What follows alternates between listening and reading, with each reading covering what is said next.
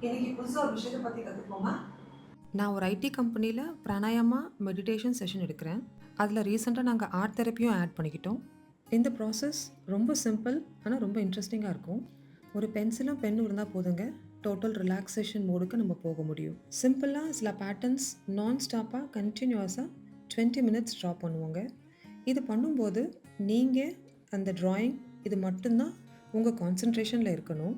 Session ஆரம்பிக்கும்போது எவ்வளோ thoughts டிராஃபிக்ல இருந்ததோ, முடியும்போது அப்படியே நெறைய குறைஞ்சு போயிருங்க. ஒரு ஷார்ட் டியூரேஷன்ல உங்களோட இயல்புலருந்து நீங்க மாறுபட்ட நிலைக்கு போவீங்க.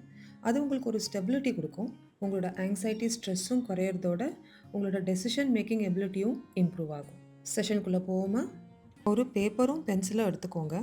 முடிஞ்சா ஒரு கட்டம் போட்டுக்கோங்க, மார்ஜின் மாதிரி. அப்புறம் அதிலேருந்து ஒரு வேவி லைன்ஸ் ட்ரா பண்ணிக்கோங்க. ஹாரிசான்டலா, வெர்டிகலா, டயாக்னலா எப்படி வேணுமோ போட்டுக்கோங்க.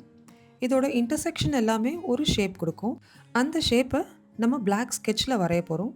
இதையுமே பென்சில்ல பண்ணலாம். ஜஸ்ட் உங்களுக்கு பெட்டரா தெரியுமேன்றதுக்காக பிளாக் ஸ்கெட்ச் யூஸ் பண்ணேன். இப்போ அந்த பாக்ஸஸ் போட்டுருவோமா?